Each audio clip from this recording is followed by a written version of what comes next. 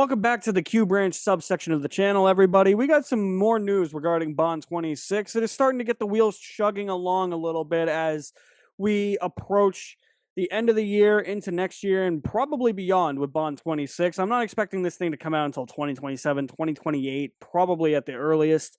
2029 at the latest. But hey, we got some news now. We're starting to get the gears turning a little bit. There is something I didn't talk about on this channel. It happened a couple months ago, and that was Denis Villeneuve directing. I do have some thoughts on that I will share in here as we go along with this news, or I'll just say it now, I guess. I actually think that is a very inspired idea.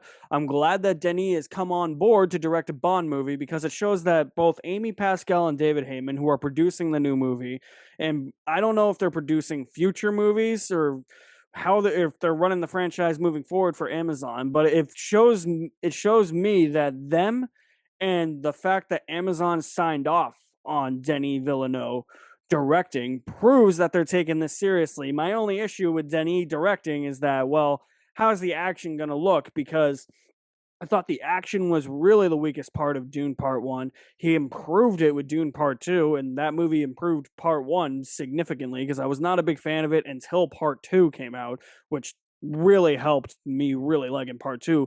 He did a really good job in some really unique things with Dune Part 2, but at the same time, the action never really blew me away in Dune Part 2, even if it was a lot better than it was in Dune Part 1.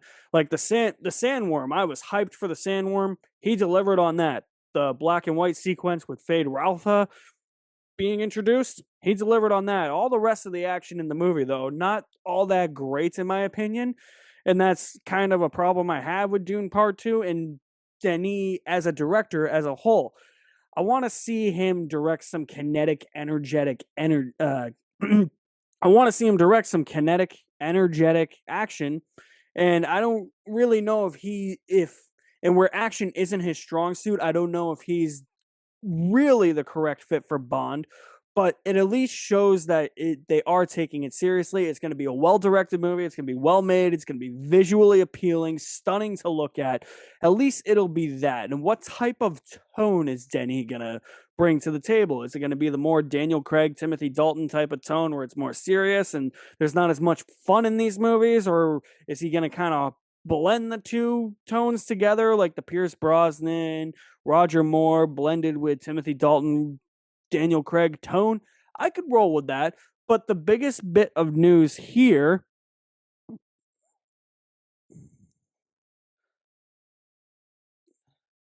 but the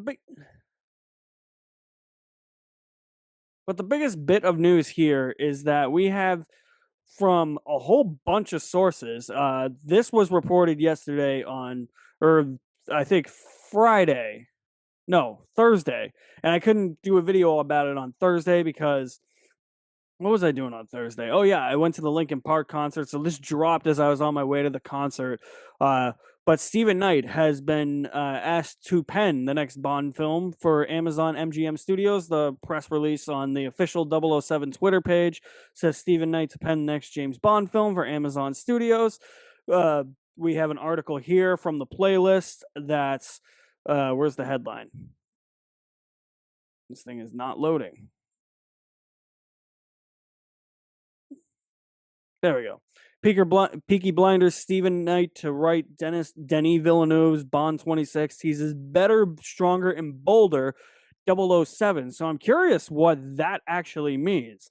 The article really just talks about the inspired choice of Stephen Knight replacing franchise writers, or longtime franchise writers, I should say, Neil Purvis and Robert Wade, who co-wrote every Bond movie from The World Is Not Enough to No Time to Die.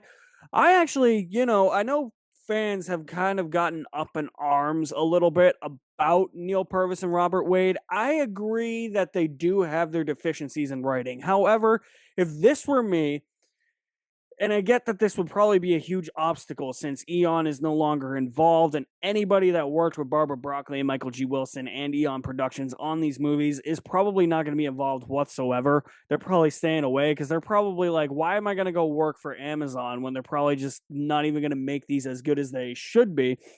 But you never know. If they're hiring people like Denis to direct and they have producers like Amy Pascal and David Heyman producing the movies, they should know that there should be a respect for the series, but maybe it's just more like if I were in their shoes, I would honestly, despite all the Bond fan contentions that they don't want Neil Purvis and Robert Wade to come back, they honestly would have been my first choice. I understand their deficiencies in writing, but for me, I think that they are the two Bond writers, at least in the modern age, who know how to write to a Bond actor's strengths. And I think that that was actually their biggest positive when it came to writing these movies. That Craig, they knew that Daniel Craig could charm a woman, just but also beat the shit out of the guy next to him. They knew that he was tough but charming. They knew they had to rely when they came on in the middle of the Pierce Brosnan era. They knew that they had to rely more on Pierce's wit and charm rather than his toughness. So they definitely know the strengths and the weaknesses and how to tailor a script around those strengths and weaknesses for a Bond actor. So that's why I'm just saying I would have maybe considered bringing them back, even if nobody from Eon is going to come back to make these movies. I do wonder if they were in contention to come back. Um, this is definitely an inspired choice, Stephen Knights, but also a very cautious choice. I'm kind of skeptical about it, and I'll get into it a bit why. But let's look at this article, and I have another article from Deadline pulled up. Let's look at the Deadline one first, because I think the Deadline one is a bit shorter compared to this one. It doesn't have the quotes that the playlist has, but this one just says next James Bond pick in Amazon's MGM Studios to be penned by Stephen Knight. This really is an exclusive. After setting Denis Villeneuve to direct the next James Bond movie, Amazon MGM Studios has a writer in its sights to pen the next installment in the 007 franchise rather. Sources tell Deadline that Peaky Blinders creator Stephen Knight has been set to write the script. Amy Pascal and David Heyman are producing via Pascal Pictures and Heyday Films, respectively. Tanya Lapointe will executive produce. It doesn't have anything in terms of quotes in this article. It just goes into more of Stephen Knight's background, and I have his filmography. We can pull up his filmography in a minute to see what he's done. But essentially, what this is that it's just saying that they've been looking for a writer for a while since landing full creative control of the franchise this year. Amazon MGM has been thorough in its search for behind the scenes talent that will be overseeing the development of this next pick in the series. Obviously, they hired Amy Pascal and David Heyman as the producers, then Denis as the director, who I guess he will start work after Dune Part 3. So Bond 26 is going to be his next movie. Nobody really knew who the writer was going to be. Nobody even knows who Bond is, which is actually kind of an interesting thing to me, that you have the director and the writer before you have the Bond actor. Um, but for Stephen Knight, I mean, this article states that he's the creator, executive producer, and writer of the BAFTA-winning series Peaky Blinders that stars Cillian Murphy, as well as series including the Emmy-nominated Taboo and C. Taboo was on BBC and FX, and then C is on Apple TV Plus. He did do, I believe, SAS Rogue Heroes for BBC. He created that. All the Light We Cannot See, which is on Netflix. He's earned a lot of Golden Globe nominations and Emmy nominations. I never knew this, but he co-created the game show Who Wants to Be a Millionaire.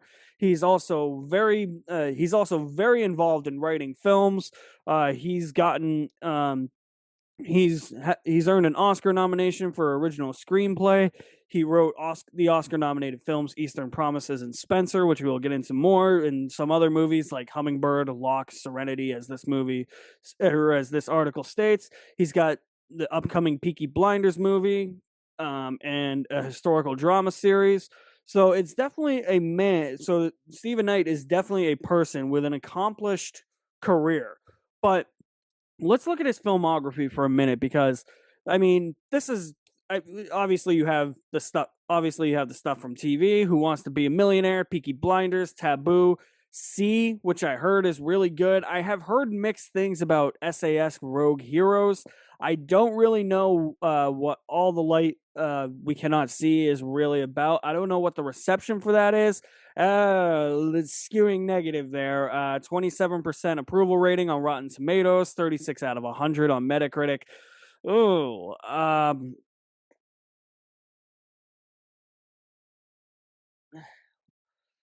Let's see what else.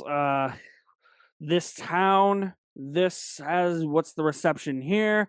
67% on Rotten Tomatoes, but that's only based on 15 critic reviews. Um,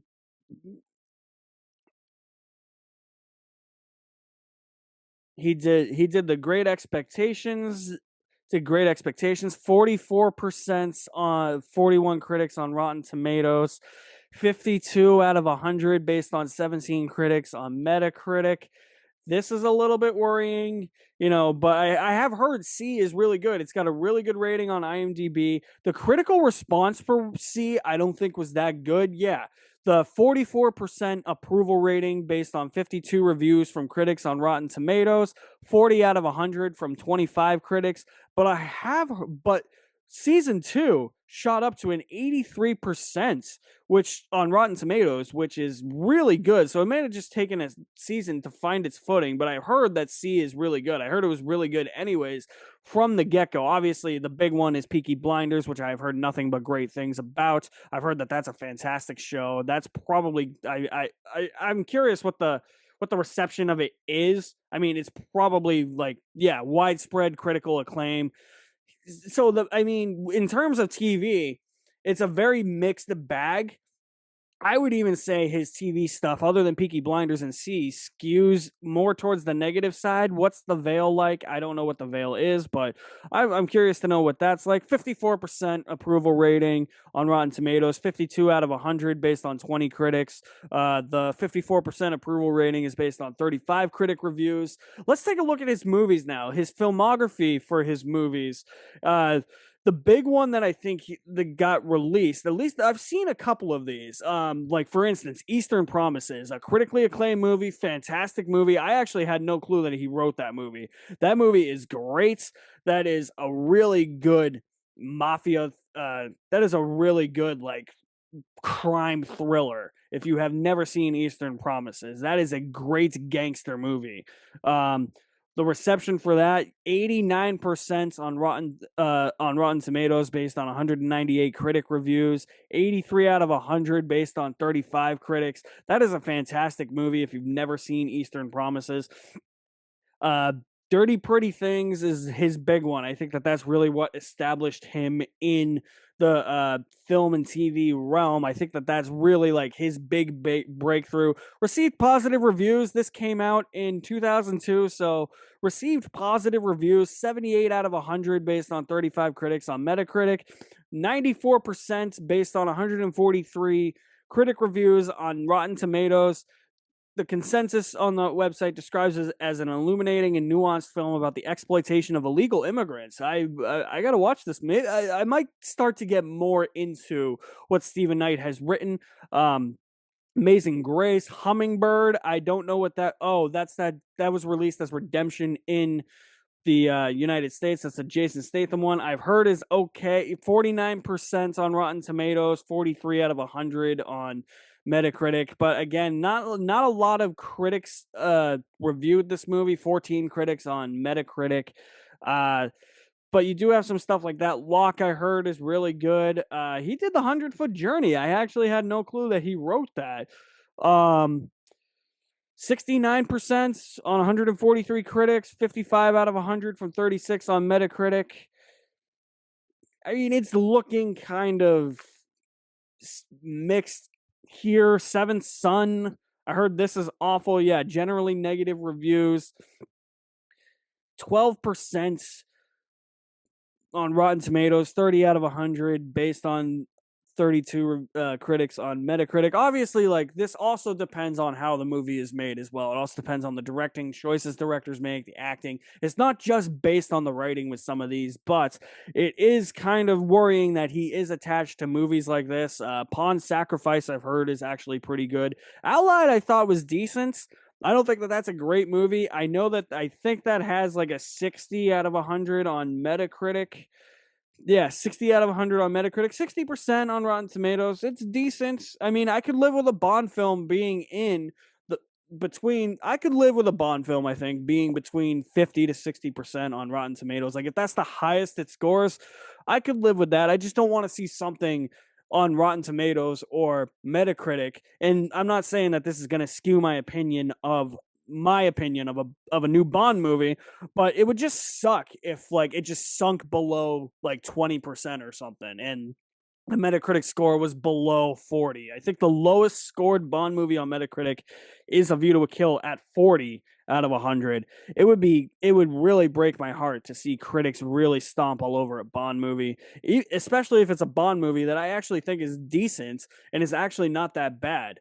Uh, but like as I said, I'm not going to let critics scores or things like that skew my perception of what the movie could be. I might have trepidation going in and be cautiously optimistic, but I'm not gonna walk into it being like it's gonna suck and then walk out of it saying, yeah, I was wrong. Like I'm not gonna walk into it wanting it to suck. Locke I've heard is really good. Pawn Sacrifice, I've heard that that's actually a fairly pretty good one. Burnt, I've kind of heard mixed things. That's that Bradley Cooper one. The Girl in the Spider's Web, I absolutely did not like. I thought that was actually a take on a Bond film, and they failed epically. He did that Serenity movie. Oh my God. We could be getting a really horrendous script here. 21%. This is not what I want to see a Bond movie score on Rotten Tomatoes, even if I like the movie. I do not want to see this, okay, on Metacritic for a Bond movie. We're supposed to be treating these things with royalty and elegance. So that is very concerning. Locked Down. That I don't even think that's on HBO Max anymore. Yeah, it got removed from HBO Max. Not a good movie at all. But Spencer, I thought Spencer was a really good psychological drama.